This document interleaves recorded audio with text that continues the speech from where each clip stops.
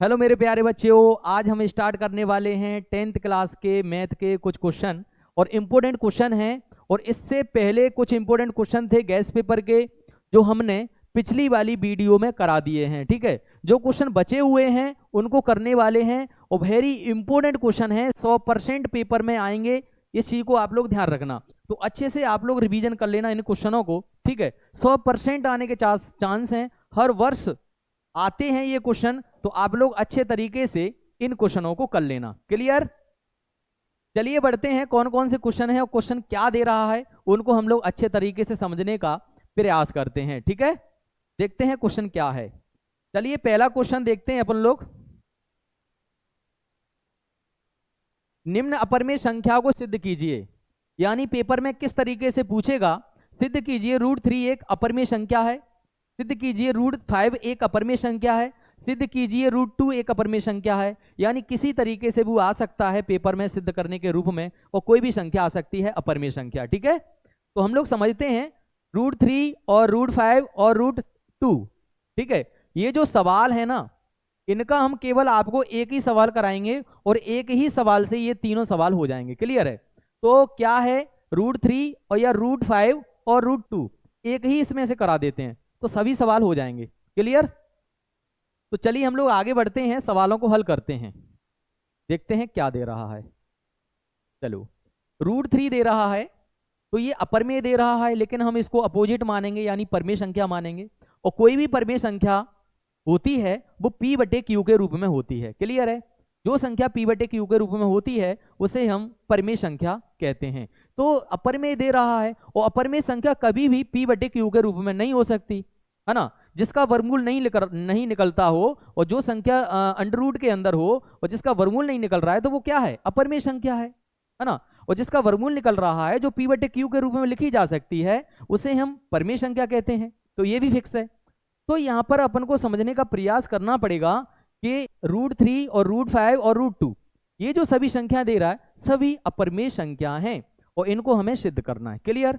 तो हम लोग क्या करेंगे, अपोजिट मानकर इनको सिद्ध करने वाले हैं, यानी दे रहा है अपरिमेय और मानेंगे परिमेय। क्लियर?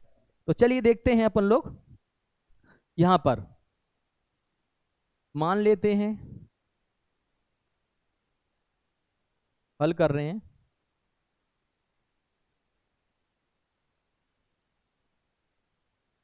माना √3 एक परिमेय संख्या है। क्लियर है? ये मान लिया तो √3 अपन लोग लिखते हैं बराबर A/B, P/Q की जगह पे हम लोग A/B मानते हैं। क्लियर? जहां मैं बता देता हूं आपको,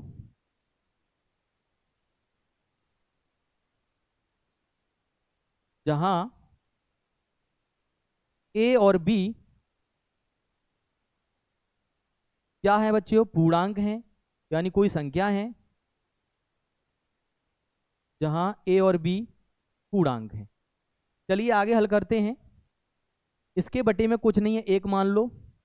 यहां पर इनका कर देते हम लोग कैंची गुणा। क्या कर देते हैं, कैंची गुणा। ठीक है, और कैंची गुणा कर देते हैं तो रूट यहां पर गुणा करते हैं तो कितना आएगा, √3B बराबर में आएगा A। ठीक है, इसके दोनों पक्षों में कर दो वर्ग। मैं लिख देता हूं दोनों पक्षों का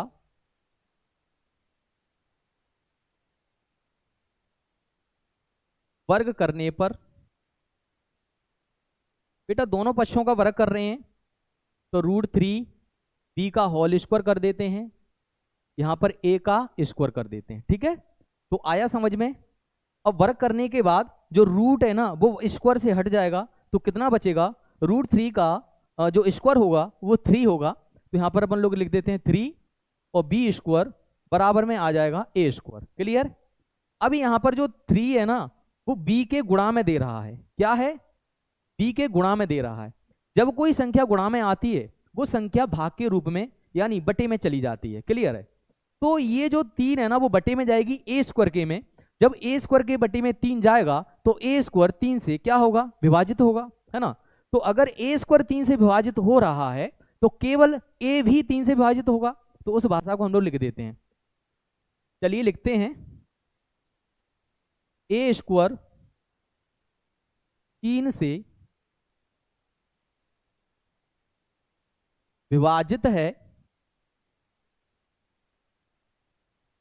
इसलिए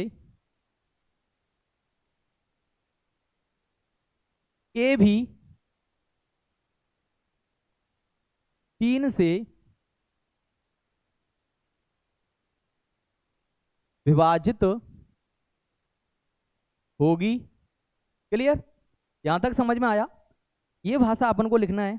अब थोड़ा सा यहां पर अपन मान के चलते हैं, जो ए स्क्वायर है उसको पूर्णांक के रूप में मानते हैं। माना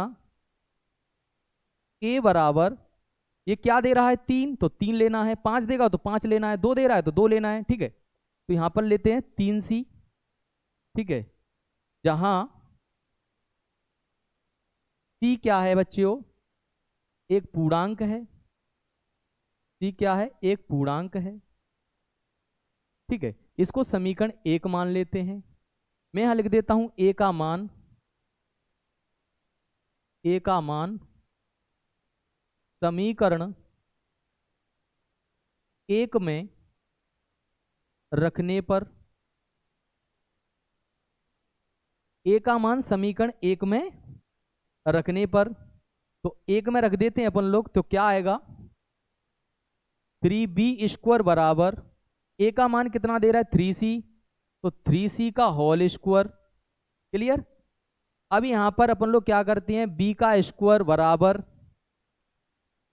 3b का स्क्वायर, यहाँ 3 का स्क्वायर कितना होगा 9 होगा, और c स्क्वायर।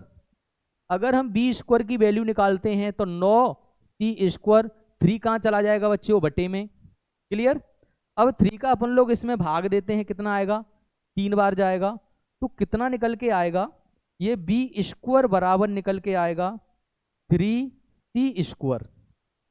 समझ में आया? अब जो यहां पर आपको दिख रहा होगा कि जो 3 संख्या है वो सी स्क्वायर के गुणा में है, तो जो 3 है ना वो बी स्क्वायर के बटे में आएगा। अब जब कोई संख्या बटे में आएगी तो वो क्या हो जाएगी, विभाजित हो जाएगी। यानी जो बी स्क्वायर है वो 3 से विभाजित हो जाएगी, 3 से कट जाएगी। ठीक है, तो आगे हम लोग करते हैं, आगे हम लोग करते हैं इसको। मैं लिख देता हूं, यहां दिख रहा है ना आपको? क्लियर है? ठीक है,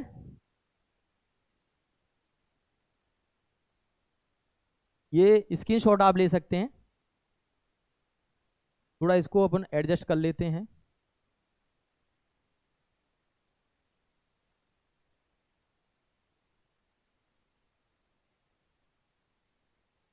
ठीक है, चलो देखते हैं।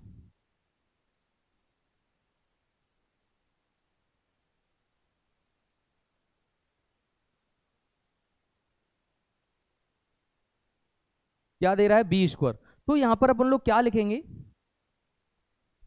लिख देते हैं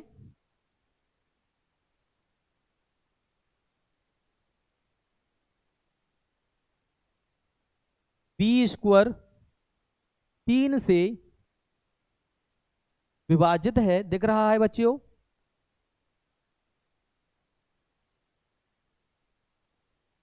विभाजित है, इसलिए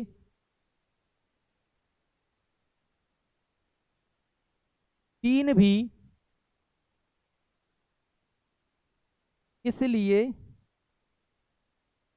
बी भी 3 से विभाजित होगी। क्लियर? यहां तक समझ में आया? ये भाषा हमने लिख दी यहां तक। अब अपन को देखना है कि अतः यहां पर ए और बी के उभयनिष्ठ गुणनखंड, यानी तीनों में उभयनिष्ठ गुणनखंड क्या मिल रहे हैं, 3 मिल रहे हैं। यानी दोनों में देख लीजिए आप, इसमें भी 3 मिल रहा है, इसमें भी 3 मिल रहा है। ए और बी का एक उभयनिष्ठ गुणनखंड कितना मिल रहा है, 3 मिल रहा है।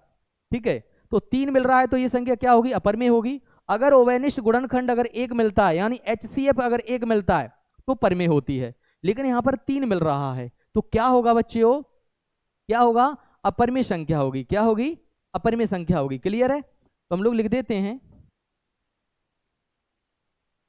ठीक है, अतः ए और बी के उभयनिष्ठ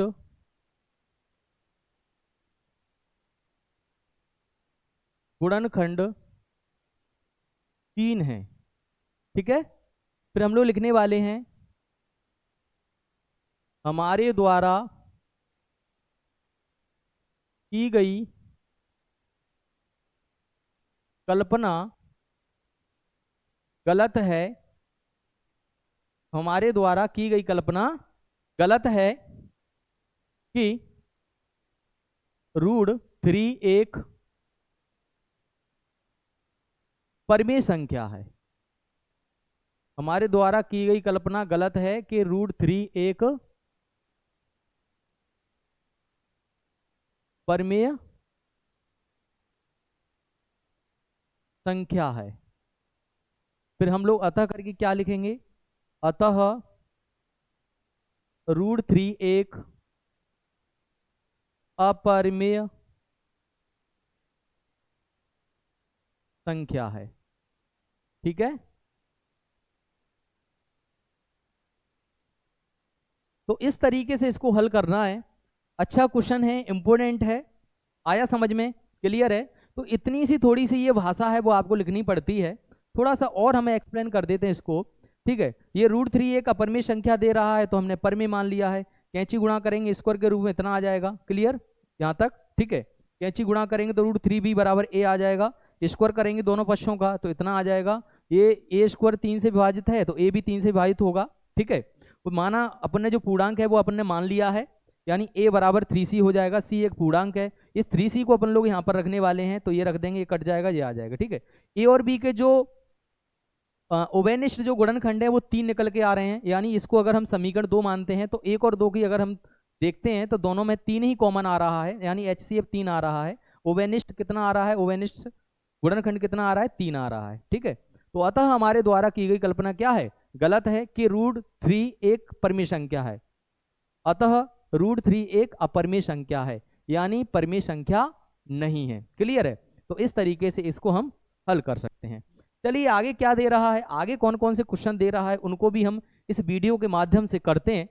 क्या दे रहा है मेरे प्यारे बच्चों, देख लीजिए। यहां पर जो √3 है ना, अगर आपका क्वेश्चन पेपर में आ गया √5 एक अपरिमेय संख्या है सिद्ध कीजिए, अगर ऐसे आ गया तो बच्चों क्या करेंगे तुम लोग, कुछ नहीं करना है। पूरा सवाल यही है, जहां जहां आपको √3 दिख रहा है वहां पर √5 करना है, जहां 3 दिख रहा है वहां पर 5 लिखना है। पूरा 5 वाला क्वेश्चन हो जाएगा, क्लियर है। √5 वाला क्वेश्चन क्लियर हो जाएगा, इस तरीके से आपको करना है। अगर बात आती है √2 वाला अगर क्वेश्चन पूछ लिया तो क्या होगा, अगर √2 वाला क्वेश्चन पूछ लिया ना, तो √2 वाला पूछ लिया तो जहां जहां √3 दिख रहा है या 3 दिख रहा है वहां पर आपको 2 रखना है। तो पूरा क्लियर, इस तरीके से तीनों क्वेश्चन हो जाएंगे। अब हम लोग क्या करने वाले हैं कि आगे इस क्वेश्चन को हल करने वाले हैं। क्या करेंगे, आगे इस क्वेश्चन को हल करने वाले हैं। ठीक है, तो आगे इस क्वेश्चन को हम लोग देखते हैं क्या दे रहा है।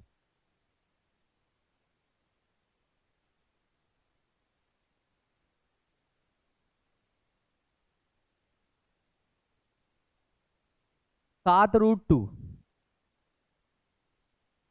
मैं लिख देता हूं।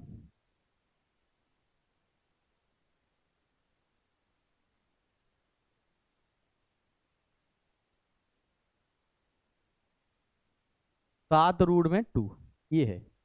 ठीक है, यही क्वेश्चन है, इसको भी करते हैं 7√2। क्लियर, चलिए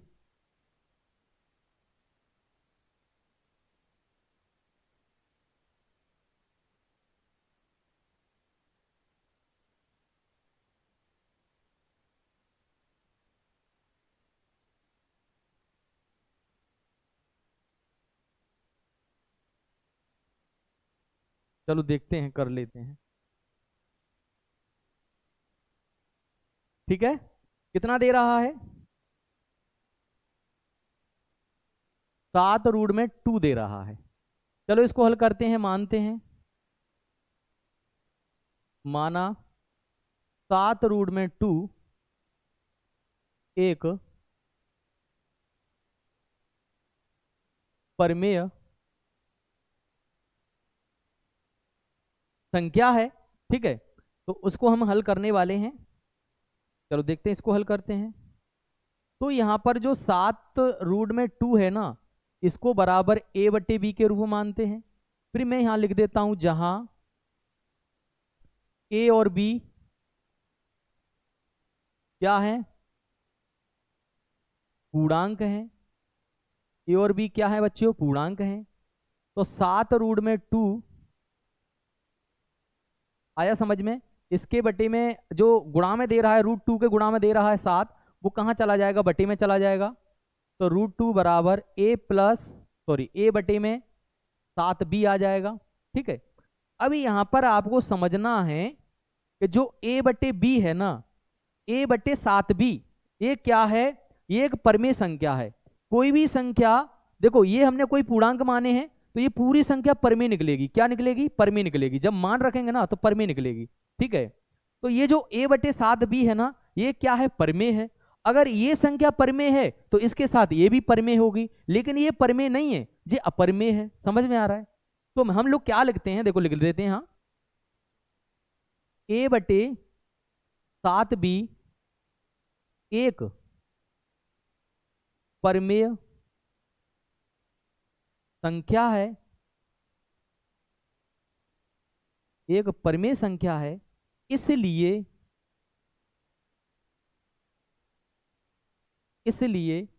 √2 भी एक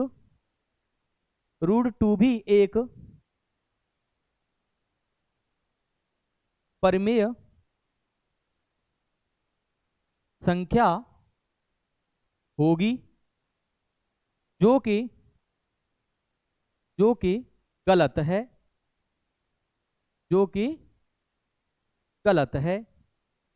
कि क्या है, गलत है।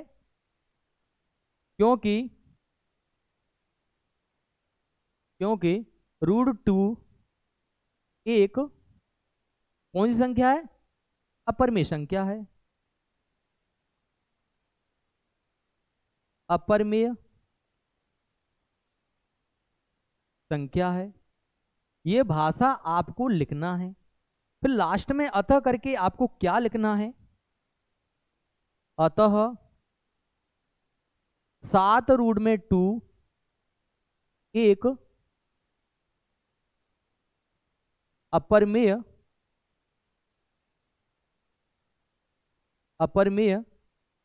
संख्या है।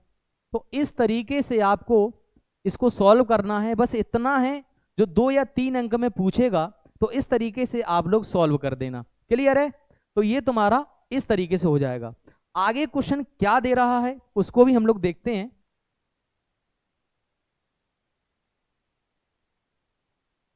हाँ, 5 - √3 दे रहा है। कितना दे रहा है, 5 - √3 दे रहा है। तो उसको भी करते हैं अपन लोग, ठीक है।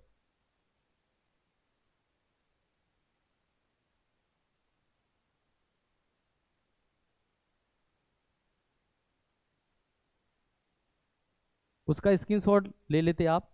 चलो इसका भी स्क्रीनशॉट ले लेना, कोई दिक्कत नहीं है। उसकी पीडीएफ हम आपके लिए डाल देंगे। क्लियर।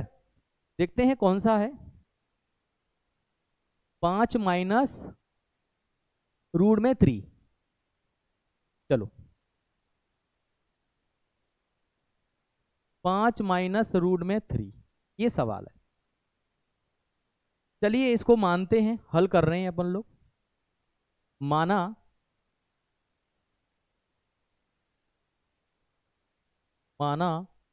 5√2 एक 5 - √2 एक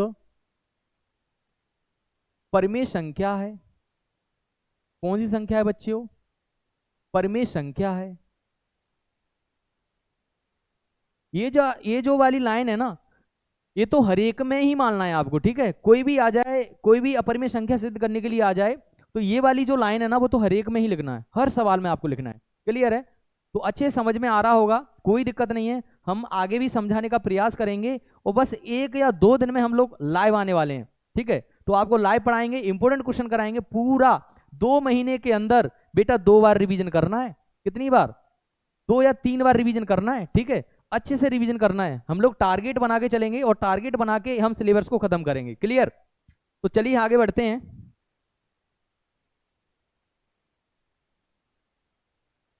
पांच माइनस रूट में 2 बराबर मानते हैं a बटे बी। क्लियर। बेटा यहां पर जो दे रहा है ना, मैं लिख देता हूं, जहां a और b है ना, ये क्या है बच्चों? पूर्णांक है। क्या है? पूर्णांक है। क्लियर है। अब देखिए यहां पर ऐसा करते हैं हम लोग, जो a बट्टे बी है ना, इसको अपन लोग इधर लेके आते हैं, और जो √2 है ना जो माइनस में है उसको उधर ले जाते हैं, यानी पक्षांतर कर देते हैं। तो जो संख्या माइनस की है वो प्लस हो जाएगी, और जो संख्या प्लस है वो माइनस हो जाएगी। क्लियर। तो चलिए हम लोग क्या करते हैं, 5 माइनस a बट्टे बी इधर आ जाएगा, माइनस हो जाएगा क्योंकि प्लस है उधर। जो √2 माइनस में दे रहा है उसको उधर भगा दो तो ये प्लस में हो जाएगा। क्लियर। यहां पर एलसीएम कितना आएगा? b आएगा, और b का मल्टीप्लाई अगर हम 5 से करते हैं तो 5b माइनस में a आएगा, बराबर में कितना आएगा? रूट में 2 आएगा। क्लियर। अभी यहां पर ये आपको दिख रहा है ना, a और b जो पूर्णांक थे ना वो यहां पर आ गए, तो ये जो वाली संख्या है ना पूरी क्या होगी? परिमेय संख्या होगी। अगर ये वाली संख्या परमेय होगी तो ये भी परमेय होगी, लेकिन ये परमेय नहीं है, ये अपरमेय है ना? क्या है? अपरमेय है। तो अतः करके हम लिख सकते हैं 5 माइनस √2 एक अपरमेय संख्या है। तो किस तरीके से हम लोग लिखने वाले हैं यहां पर देख लीजिए आप लोग। 5b माइनस a बटे में b एक परमेय संख्या है, इसलिए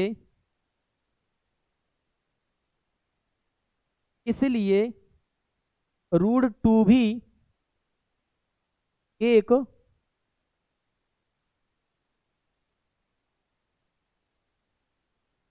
परमेय संख्या होगी, जो कि क्या है? गलत है। जो कि क्या है? गलत है। ठीक है। तो हम नीचे अतः करेंगे, क्या लिख देंगे? अतः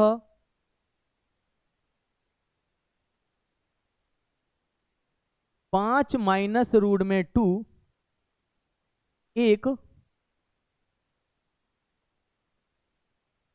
अपरमेय संख्या है। तो इस तरीके से इन सवालों को करना है। तो ये क्लियर हो चुका है। अच्छा क्वेश्चन है, इंपोर्टेंट है, 2 या 3 अंक में पेपर में जरूर पूछ लेता है। ठीक है। तो ये क्वेश्चन समझ में आया होगा, इसका स्क्रीनशॉट भी आप ले सकते हैं, तो ले लीजिए। अगला हम क्वेश्चन करने वाले हैं, अगला क्या क्वेश्चन है उसको भी देखते हैं। जल्दी से स्क्रीनशॉट इसका लीजिए फास्ट। चलिए देखते हैं अगला वाला क्वेश्चन क्या है, उसको भी करा देते हैं। ये दे रहा है 5वां क्वेश्चन, 1/√2 यानी 1 बटे में √2 दे रहा है। तो सिंपल है, 1 के बटे में कितना दे रहा है बच्चों? कितना दे रहा है? √2 दे रहा है। कितना दे रहा है? √2 दे रहा है। ठीक है, 1 बटे √2 दे रहा है। ये 5वां वाला क्वेश्चन 1 बटे रूट में 2 दे रहा है। सिंपल। चलिए इसको हल करते हैं। बहुत अच्छा क्वेश्चन है, इंपोर्टेंट है, पेपर में आ जाता है। माना 1 बटे रूट में 2 एक परमेय संख्या है। ये हमने उसी तरीके से मान लिया, 1 बटे √2 क्या है? एक परमेय संख्या है, दे रहा है अपरमेय, और मान लिया है परमेय। तो हम उसी तरीके से इसको सिद्ध करने वाले हैं। ठीक है। तो चलते हैं आगे और बढ़ते हैं आगे, इसको करते हैं सॉल्व। 1/√2 बराबर मानते हैं a बटे b। जो a बटे b है बेटा वो क्या है? पूर्णांक है। जहां a और b क्या है भैया? पूर्णांक है, कोई संख्या है। a और b क्या है? पूर्णांक है। क्लियर। इसका अब हम करते हैं क्रॉस मल्टीप्लाई, तो बेटा क्या आएगा, रूट में 2, रूट 2 का मल्टीप्लाई ए से करेंगे रूट 2 का ए स्क्वायर, और बी का 1 से करेंगे बी। अब यहां पर हम करने वाले हैं दोनों पक्षों का वर्ग, दोनों पक्षों का वर्ग, दोनों पक्षों का वर्ग करने पर। क्लियर। तो यहां पर आएगा रूट में 2 और ए का, यहां स्क्वायर नहीं लगाना है, रूट 2 ए मल्टीप्लाई करें रूट 2 ए आएगा। अब यहां पर करने वाले हैं 2 का रूट 2 ए का होल स्क्वायर, यहां पर करने वाले हैं बी का स्क्वायर। रूट 2 का स्क्वायर होगा 2 और ए स्क्वायर आएगा तुम्हारा बराबर में बी स्क्वायर। अब यहां पर जो दिख रहा है ना बी स्क्वायर, ये 2 कहां जाएगा, बी स्क्वायर के बटे में जाएगा, तो बी स्क्वायर 2 से क्या होगा, विभाजित होगा, इसलिए बी भी 2 से विभाजित होगा। यानी जो संख्या बटे में आती है वो कहां चली जाती है, डिवाइड के रूप में चली जाती है, बटे में चली जाती है, भाग के रूप में चली जाती है, तो उसको भाग देना है। ठीक है, तो चलते हैं, हम यहां पर लिख देते हैं बच्चों, क्या लिख देते हैं, देखिए इधर बी स्क्वायर 2 से विभाजित है, बी स्क्वायर 2 से विभाजित है, इसलिए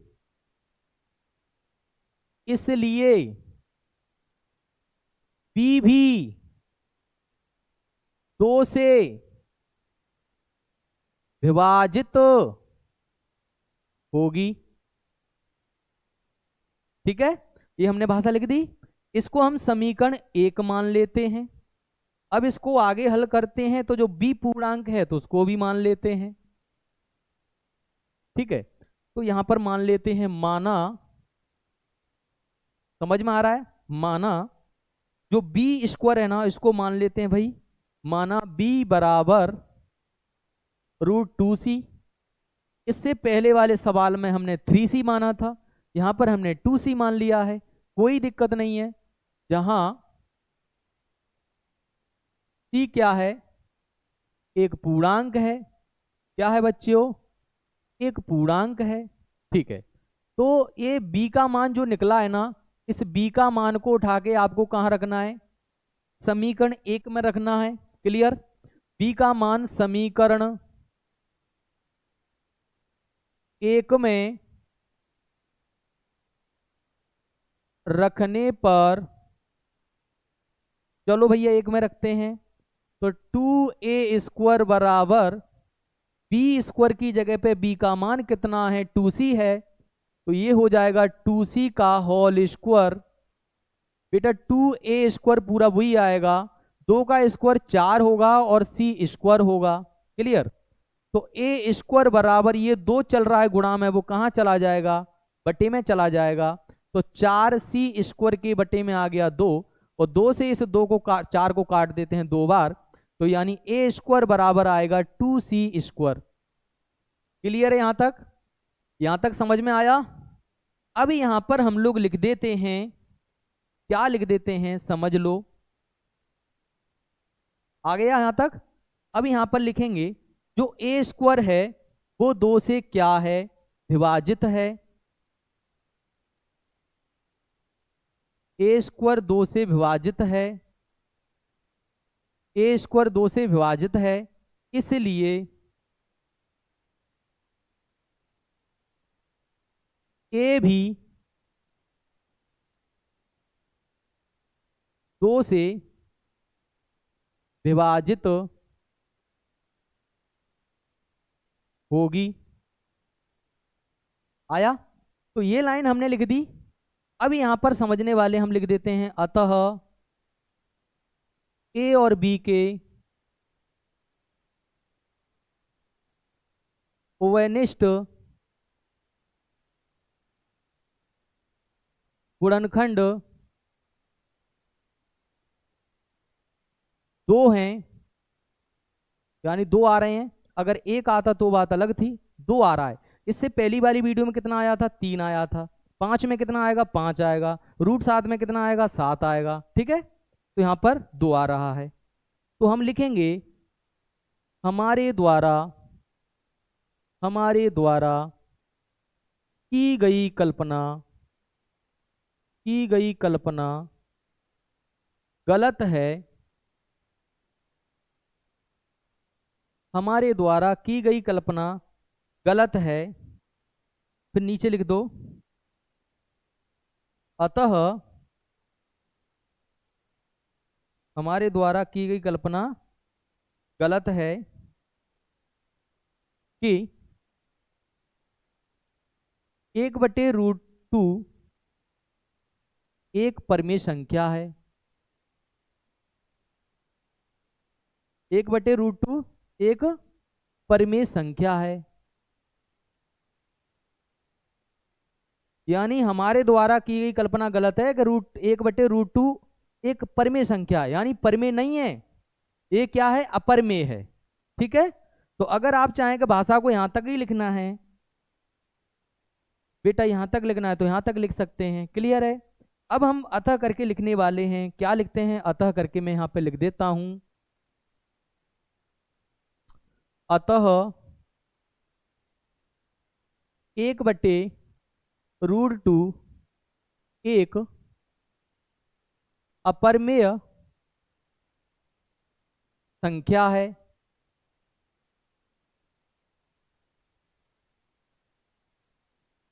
देखो 1/√2 एक अपरिमेय संख्या है, तो अपरिमेय है, इस तरीके से आपको सवालों को हल करना है, सिद्ध करना है, वेरी इंपॉर्टेंट है, 100% पेपर में आएंगे, कोई रोकने वाला नहीं है, इस चीज को ध्यान रखना आप लोग। ठीक है, तो अच्छे से इनका रिवीजन कर लीजिए। आगे भी हम क्वेश्चन कराने वाले हैं, 1 चैप्टर तुम्हारा फिनिश हो चुका है, गैस पेपर का इंपोर्टेंट क्वेश्चन क्रैश कोर्स आपको करा रहे हैं। आगे भी हम कराएंगे 2 चैप्टर के क्वेश्चन इंपोर्टेंट, फिर 3 चैप्टर के कराएंगे, आगे इसी तरीके से कराते चले जाएंगे। 1 महीने के अंदर या 1.5 महीने के अंदर और 2 या 3 महीने के अंदर 4 से 5 बार रिवीजन कराने वाले हैं आपको। ठीक है, तो बने रहिए और लगातार हमारी वीडियो को देखते रहना, इंपोर्टेंट क्वेश्चन इसी तरीके से कराने वाले हैं। Okay, thank you so much.